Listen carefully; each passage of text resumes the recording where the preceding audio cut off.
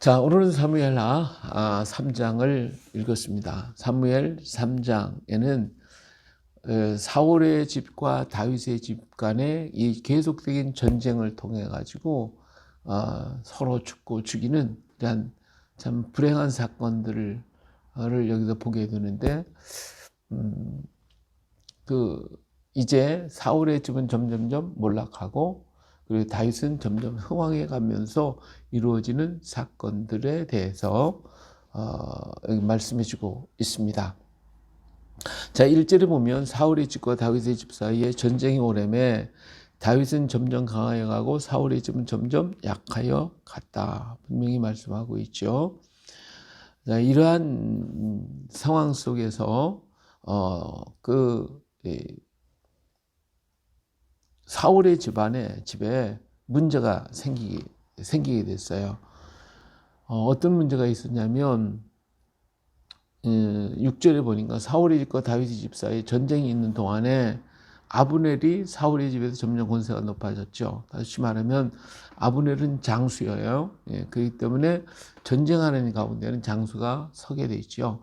그래서 아브넬은 점점점 권세가 강해지고, 그리고 그 왕은 이스보셋은 점점 이렇게 약해지니까 이스보셋의 아브넬에 대한 어떤 또 이런 그 경쟁 관계가 또 생겨지고 말았어요. 근데 무슨 일이 있었냐면 사울에게 첩이 있었는데 이름은 리스바요, 아야의 딸이었다 그랬어요. 근데 이스보셋이 아브넬에게 뭐라고 말을 하냐면, 내가 어찌 내 아버지 첩과 통관하였느냐라고 공박을 했어요. 근데 사실 이 리스바와 아브넬은 아무 관계가 없는데, 그런데 그 리스바가 행실이 안 좋았던 것 같아요. 근데 안 좋은 그 리스바의 행실을 아브넬에게 덮어씌는 이런 사건이 터지게 됐어요. 이 일로 인해서 이스보셋과 아브넬이 갈등이 생기고 문제가 생겨졌습니다. 그래서 아브넬이 이스보셋을 미워하게 됐고, 그리고 믿을 수 없는 존재라고 하는 것을 깨닫게 됩니다. 그래가지고 그런 아브넬은 이스보셋을 공격하기 시작하죠. 공박하니까. 그러니까 이스보셋은 아브넬 앞에 아무 말 못하죠. 왜? 권력자가 힘 있는 사람이 누구예요? 아브넬이니까. 자, 그래서 이런 속이 막 그냥 썩은 이 아브넬은 이제는 안 되겠다 싶었던 거예요. 그래서 자기는 전령을 다윗에게 보내가지고, 그래서 내가 당신과 언약하겠다. 온 이스라엘을 전부 다 당신의 손으로 돌려보내겠습니다. 이런 얘기를 하게 되죠. 자, 그때 이제 다윗은 그 이야기를 듣고 전령에게, 내가 그러면 올 때, 나를 만나러 올 때에는 내 첫 번째 처였던 미가리를 내게 데리고 와. 그럼 내가 그것을 믿겠다라고 얘기를 하면서 전령을 이스보셋에 보내가지고, 그래서 내 처였던 미가리를 보내라, 이렇게 말을 하게 됩니다. 그래서 이스보셋은 자기의 누이죠. 그래서 미가리를 데리고 와가지고, 그래서 다윗에게 보낼 수밖에 없게 되는 이런 상황이 됐습니다. 자, 이렇게 사울의 집안은 서로 갈등과 문제가 일어나고, 이것을 통해서 점점 그 가정이 기울어져 가고 있는 모습을 볼 수가 있죠. 집안 싸움이 일어나면 망하게 되어 있거든요. 근데 이 지금 집안 싸움이 벌어진 거예요. 이스보셋하고 아브넬 간의 집안 싸움이 이루어지게 된 거예요. 우리나라에도 고구려가 얼마나 강성했습니까? 그렇게 굉장히 강성했는데, 연개 소문이 아브넬과 같은 존재였어요. 아주 강한 존재였거든요. 그래서 고구려를 갖다가 수나라와의 싸움에서 큰 승리를 가졌고, 나라를 장악하게 되었고, 이런 게 그 고구려가 강해졌지만, 그러나 연개 소문이 죽자 그의 아들 가운데 서로 분쟁이 생긴 거예요. 서로 분쟁이고 서로 다투고 싸우다 보니까 이것이 이스라엘의 고구려가 힘이 약해져 가지고 결국은 지네들끼리 싸우고 죽이고 그래서 도망가 버리고 그래 가지고 당나라에게 도망을 갔죠. 아들이 하나가. 그래서 당나라와 손을 잡고 고구려를 공격해 가지고 결국은 고구려가 망하게 되잖아요. 지금 여기 아브넬과 이스보셋의 지금 다툼이 벌어져 가지고 결국은 이스보셋이 망하게 되는 결론에 이르게 되는 이런 모습을 봅니다. 서로 다투면 싸울 수밖에 없어요. 그러나 힘을 합치면 뭉치면 사는 거죠. 예, 그것은 강해지는 것입니다. 근데 하나님의 역사는 정말 어떻게 우리가 진행되어지는지 우리는 알지 못하지만 하나님의 역사는 오늘도 모든 역사를 이끌어 가시는 하나님이시라고 하는 것을 우리는 기억해야 합니다. 다윗과 사울의 가정에 이러한 갈등을 통해 하나님은 다윗을 세우셨잖아요. 이 다윗을 세우셨으니까 다윗은 점점 커질 수밖에 없는 것이고 이 사울의 가정은 점점점 몰락할 수밖에 없는 거예요. 이것이 하나님이 누구를 붙들고 계시냐가 중요한 것이거든요. 다윗을 붙들고 계시는 하나님을 우리는 여기서 보게 되는 겁니다. 그래요. 오늘도 하나님이 나를 붙들어 주시기를 기도해야 돼요. 내가 하나님 편에 서 있는 거예요. 서 있어야지 하나님이 내 편으로 끌어들이려고 하면 안 돼요. 나는 뭐든지 다 하면서 그러면서 하나님을 내 편으로 막 끌어들이려고 하면 결국 어떻게 되겠어요? 하나님이 나를 과연 붙들어 주시겠냐 이거지. 내가 하나님의 뜻에 합당한 자가 될 때 하나님이 나를 붙들어 주는 거지. 내가 하나님의 뜻에 합당하지 않고 내 멋대로 하다가 오면서 하나님을 끌어들이려면 하나님이 오시겠어요? 자, 하나님의 뜻을 따라서 블레셋과의 전쟁이 있을 때에 하나님 앞에 부르짖고 하나님이 도움을 구하고 하나님 편에 회개하면서 엎드렸으면 블레셋과의 전쟁이 이겼을 건데 그렇게 안 하고 자기들은 잘못은 그대로 있으면서 하나님 법궤를 끌고 와가지고 그래가지고 블레셋과 싸우면 이길 것이다 라고 하는 이런 망상을 했기 때문에 법궤를 잃어버리고 말잖아요. 그러니까 아무리 하나님이 능력이 있고 좋으시지만 그러나 하나님을 이용하려고 하면 하나님은 어때요? 하나님 이용당하시는 분이 아니시죠. 우리가 하나님 안에 들어가야 되는 거지 하나님 내 안으로 끌어들여서 하나님을 이용하려고 하면 하나님 이용당하시는 분이 결코 아니십니다. 그렇기 때문에 오늘 우리는 하나님의 뜻 앞에 서야 된다 그 말입니다. 그리고 하나님이 버리시면 이 갈등하는 거예요. 서로가 싸우고 갈등을 갖고 분쟁하고 자꾸 쪼개지는 거예요. 사실 사울도 하나님이 버리시고 나니까 사울에게 악신이 들어지고 그리고 자기 편인 다윗을 죽이려고 하지 심지어는 자기 아들까지 죽이려고 하지 서로 자기 집안에서 분쟁이 생기잖아요. 자꾸 갈등이 생기잖아요. 그러니까 결국은 망할 수밖에 없는 거예요. 우리가 한글 교육을 하면 늘 하는 얘기가 뭐예요? 가정은 사랑만 있는 곳이다. 법이 존재하지 않는다 하는 걸 얘기했어요. 근데 가정에 법이 들어와. 그래서 너와 나로 자꾸 갈라지게 되면 가정은 결국은 깨지는 거죠. 그래서 오늘 우리는 그리스도 안에서 하나요. 울 속에 하나요. 한 마음, 한 뜻으로 걸어갈 때에 우리는 강해질 수가 있는 거예요. 근데 이런 사건이 또 다윗의 가정에도 또 일어나게 돼요. 자, 아브넬이 이제 다윗을 찾아왔어요. 미갈을 데리고 찾아왔어요. 그래가지고 협상을 잘 했습니다. 그러니까 다윗이 너무 기쁘죠. 아브넬이 온 이스라엘 전부 통합시키고 베냐민 지파들 이런 사람들 전부 다 이렇게 통합을 시켜가지고 다윗에게 다 이렇게 바치려고 그리고 왔기 때문에 다윗은 아브넬을 잘 대접해서 보냈어요. 그래서 아브넬은 편안히 갔어요. 자, 이렇게 좋은 일들이 일어났어요. 이제는 금방 통일이 될 것을 눈앞에 환히 보여지는 그런 상황이 되어진 거예요. 그런데 요압의 부하였던 요압이 있잖아요. 다윗의 부하.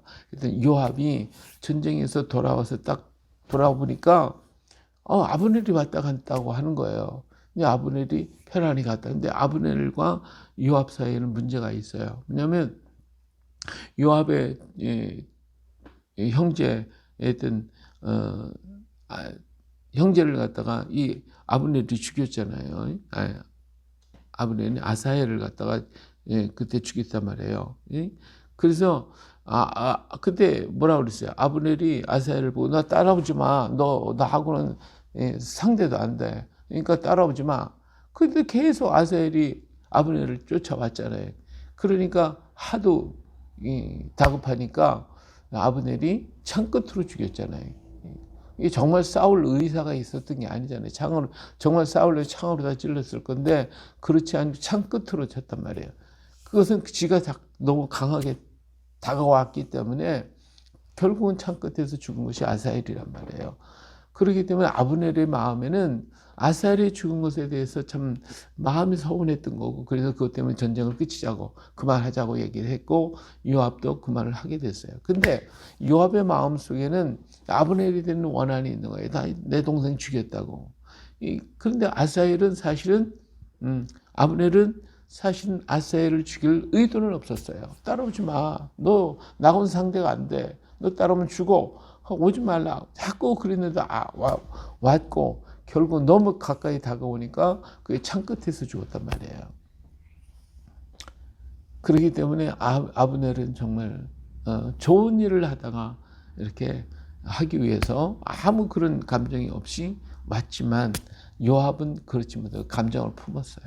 품고 그래서 그 사실을 듣고 난 다음에 전쟁을 보내가지고 아브넬을 다시 데리고 왔죠. 그러니까 아브넬은 아무 생각 없이 뭐 지금 좋게 왔으니까 생각 없이 요압에게 왔다가 그만 요압이 그를 데리고 헤브론 성으로 들어갔단 말이에요. 그래서 거기 가서 그를 갖다 그냥 갑자기 찔러서 죽이고 말았어요.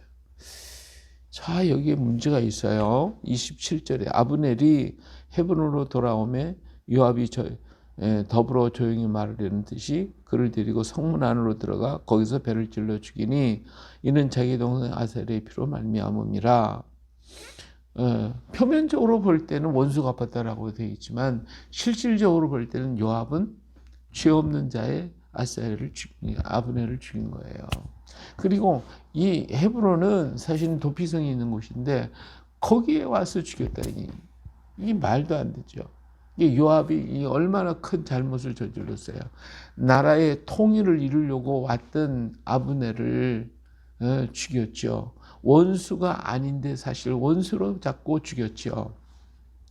이런 여러 정황은 다윗에게 엄청난 타격을 줬어요. 다윗의 통치에 어마어마한 타격을 주었고 이로 인해서 정말 통일이 될 문제를 통일시킬 수 없는 그런 상황으로 만들어 버리고 말았다 그 말이에요.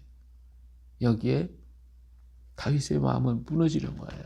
그렇기 때문에 이 소식을 듣고 다윗이 듣고 어떻게 했어요? 막 울고 난리가 나지. 그래가지고 여기 아주 무서운 저주가 떨어져요. 29절. 그 죄가 요압의 머리와 그의 아버지의 온 집에 돌아갈지어다. 또 요압의 집에는 백탁병자나 나병 환자나 지팡이를 의지하는 자나 칼에 죽이는 자나 양식이 떨어진 자가 끊어지지 아니할지로다 아니라. 있잖아요. 그러니까 다윗의 집안에도 요압과 다윗의 갈등이 문제가 생겨지더라 이거예요. 사탄은 어떻게 하든지 가정에 와서 갈라놓게 해요. 찢어놓고 갈라놓고 무슨 조건을 대서라도 자꾸 갈라지고 쪼개려고 하는 이런 역사를 하고 있단 말이에요. 근데 다윗은 이것을 가지고 요압과의 관계가 그렇게 무하지 않도록 봉합해 나가는 모습을 볼 수가 있습니다. 그래서 여기 보니까 다윗이 요압과 및 이 31절에 요압과 및 자기와 함께 있는 모든 백성이 이르되 너희는 옷을 찢고 굵은 배를 띠고 아브넬 앞에 와서 애도하라. 해가지고 가서 상해를 따라가며 울고 소리를 높여 울고 그래서 아브넬을 위해서 애가를 짓고 그러면서 참 슬퍼하면서 장례를 지내고 백성들이 와서 다윗에게 식사를 권하니까 나는 밥 안 먹겠다. 정말 이러한 진심을 백성들 앞에 보여줬다 이거예요.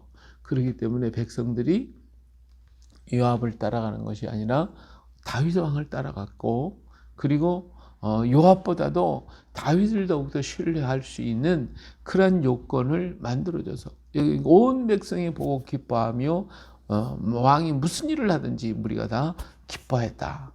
그리고 이날에야 온 백성이 이스라엘이 네리의 아들 아브넬을 죽인 것이 왕이 한 것이 아닌 줄을 알았다. 이런 거예요. 그리고 이런 사실들을 보면 그 백성들은 요압 편에 서는 게 아니라 다윗의 편에 섰고, 요압은 결국은 다윗 앞에 순복할 수밖에 없는 그러한 자리로 이게 분위기가 만들어지는 거예요. 이게 하나님의 은혜 속에서 만들어져야 되는 거예요. 분쟁한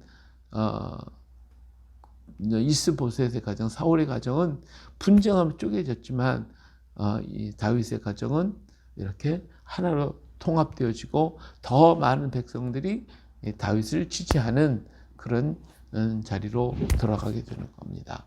그래요. 오늘도 우리 하나님이 우리를 도우시고 우리의 진심을 정말 하나님 편에서의 진실함을 보여줄 때에 이 역사의 모든 것은 선하게 아름답게 이루어가는 거예요. 오늘도 우리나라의 정치가들, 대통령 후보자들이라고 하는 사람들 나와서 막 떠들어대는 모습을 많이 보죠. 그 속에 얼마나 많은 거짓과 악한 것들이 담겨져 있는가를 우리가 볼 수 있어야 돼요. 진실로 하나님 앞에 선 사람은 누굴까? 하나님이 어떤 사람을 쓰기를 원하실까? 이걸 봐야 되는 거예요. 그저 어제도 말씀드린 힘이 있으니까, 권력이 있으니까, 많은 사람이 따르니까 이게 아니다 그거예요. 진정 하나님이 쓰시고자 하시는 사람은 누구냐는 것이죠. 다윗처럼 마음에 합한 자가 과연 있느냐? 아니면 하나님은 어떻게 하실 것인가? 우리는 하나님 앞에 부르짖고 기도해서 정말 하나님의 쓰임받을 수 있는 그런 일꾼들을 세워주시기를, 다윗처럼 백성을 사랑하고 정말 자기의 진심을 보여줄 수 있는 그런 사람을 하나님이 지도자로 세워주시기를 우리는 기도해야 될 것이고, 그런 사람이 나타나기를 바라고 하나님 앞에 간구해야 할 것입니다. 네, 오늘 하루도 주님의 말씀을 의지하면서 하나님의 뜻이 이 땅에 이루어지기를, 하나님 역사가 이루어지기를, 그리고 악한 마귀 사탄이 아무리 이 나라를 방해하고 찢고 혼란하게 하고 어지럽게 한다 할지라도 이 모든 것들을 하나님이 다 정리하시고, 그리고 하나님의 뜻이 하늘에서 이룬 것처럼 땅에서 이루어지기를 우리 기도해서 하나님의 영광을 나타내는 오늘 우리가 되었으면 합니다. 할렐루야. 오늘도 주의 이름으로 멋진 승리를 이루시기를 예수님의 이름으로 축복합니다. 아멘. 거룩하신 아버지 하나님, 오늘도 우리에게 주신 말씀들을 기억하면서 악한 사단 마귀는 우리를 혼란하게 하고 찢어놓고 분쟁하고 하게 만들지만, 하나님은 모든 것을 또 통합시키고 사랑으로 화합시키고 하나 되게 만들어서 하나님의 뜻이 이루어가는 것을 보게 됩니다. 아버지 하나님, 이 나라와 이 민족, 이 땅 위에 이루어지는 수많은 일들이 오직 하나님의 뜻에 합당하게 하시고 주의 뜻 가운데 이루어질 수 있게 하사 주님의 손에 잡힌 자가 되게 하시고 주님의 손에 이끌림을 받는 좋은 지도자들이 나올 수 있게 하여 주셔서 이 나라가 한 마음 한 뜻 되어 하나님께 영광을 돌려드리고 온 세계 만방에 하나님의 선한 역사 살아계시는 것을 전하며 증거할 수 있게 하여 주시옵소서. 진정이 이 백성들이 눈이 열려지게 하시고 귀가 열려져서 듣게 하여 주시고 보게 하여 주시고 깨닫게 하여 주셔서 무엇을 어떻게 선택해야 할지, 악한 마귀는 찢어놓고 갈라놓고 쪼개놓고 자기 길로 가게 만들지만 오직 하나님은 이것들을 다 막으시고 하나님의 뜻이 하늘에서 이룬 것처럼 땅에서 이루어지게 하여 주실 줄을 믿습니다. 하나님의 선한 역사를 이루시사 마지막 시대에 하나님이 이 민족이 마지막 주자로서의 사명을 감당할 수 있도록 축복에 축복을 더하시고 은혜 위에 은혜를 더하여 주시옵소서. 오늘도 우리와 함께 하시는 하나님께서 선하게 역사하실 것을 믿습니다. 우리 사랑하는 형제와 자매들, 주님의 백성들이 오늘도 수없이 많은 곤고를 당하고 어려움을 겪고 있습니다. 세계 각지에 흩어진 수없이 많은 선교사님들이 이 질병에 의한 폐렴에 걸리고 죽을 병에 걸려서 고통을 당하고 어려움을 겪고 있는 얼마나 많은 선교사들이 있는지 모릅니다. 하나님 아버지, 저들을 주께서 어루만져 주시고 축복해 주시고 그곳에 하나님의 성령이 강력하게 역사하시어서 아버지 하나님 그들이 새 힘을 얻고 그 땅을 변화시키고 하나님의 나라의 역사를 일으키게 하여 주셔서 오늘도 하나님의 주님의 피 묻은 손, 능력의 손, 치유의 손으로 머리부터 발끝까지 온몸과 마음과 영혼을 치유해 주시고 강하게 하시고 주의 백성들을, 주의 자녀들을 하나님이 축복하사 강하게 하소서, 담대하게 하소서, 굳세게 하여 주셔서 이기게 하시고 승리하게 하시고 일어나게 하여 주셔서 주의 뜻을 이 땅에 펼쳐나갈 수 있도록 축복하여 주시옵소서. 오늘도 이 나라, 이 민족을 향한 하나님의 뜻이 하나하나 이루어져서 아버지 하나님 영광 받아 주시옵소서. 모든 영광 주께 돌려드리고 거룩하신 예수님의 이름으로 기도합니다. 아멘.